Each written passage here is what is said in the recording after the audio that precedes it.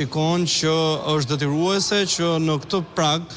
të kohës dhe limitit sa i takon përcaktimeve ligjore për zgjedhjen e drejtuesit të ri të prokurorisë së posaçme të bëhen procedura të tilla dhe prandaj mund të konsiderohet një akt sa formal edhe ligjor, i cili u miratua me 11 vota pro të gjithë anëtarëve të Këshillit të Lartë të Prokurorisë për t'i hapur vend dhe rrugë hapjes dhe shpalljes së vakancës për drejtuesin e ri të prokurorisë së posaçme kundër korrupsionit dhe krimit të organizuar. Pati një diskutim mes anëtarëve të Këshillit se cila do të ishte koha e favorshme për t'i lënë në dispozicion kandidatëve që aspirojnë për të shprehur interesin e tyre për pozicionin e drejtuesit të SPAK, midis 2 javëve që ishte minimali parashikuar në ligj dhe një kohë tjetër, dhe u përcaktua që kjo kohë të jetë në dispozicion deri në datën 8 tetor të këtij viti, pra rreth 3 javë, kandidatët të cilët do të kenë interes për të aspiruar pozicionin e kreut të SPAK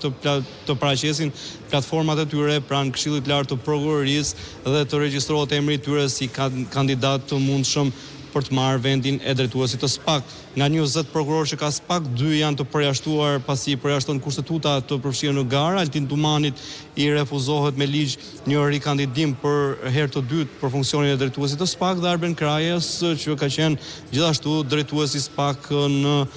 fillimet dhe në mandatin e parë të krijimit të kësaj strukture. 18 kandidatët prokurorët e tjerë, që janë pjesë organikës së strukturës së posaçme antikorrupsion, kanë të drejtë të shfaqin interesin e tyre, të aplikojnë dhe të kandidojnë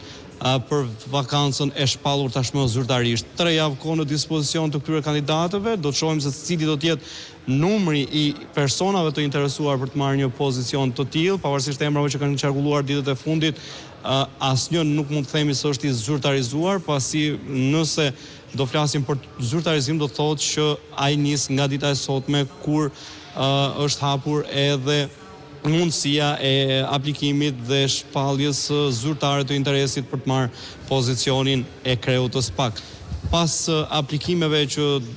pritet të jetë një fazë 3 javore të shfaqjes së interesit nga ana e kandidatëve potencial për kreun e SPAK, hapet një tjetër procedurë nga Këshilli i Lartë i Prokurorisë për të lexuar platformat e tyre dhe për të parë secilin prej kandidatëve që kanë shfaqur interes, backgroundin e tyre profesional, por jo vetëm, dhe më pas vjen edhe procedura finale, shpalosjes së platformave në një mbledhje të dedikuar që do të mbahet parashikohet në dhjetor të këtij viti, sikurse është shkruar në 2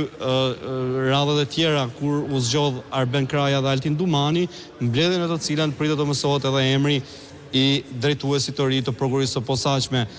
që daton mes datave 16 dhe 18 dhjetor, pra e fundit në 18 dhjetor do të ketë një emër të ri të drejtuesit të një prej organeve më të rëndësishme të drejtësisë në vend, i krijuar në kuadër të reformës në drejtësi.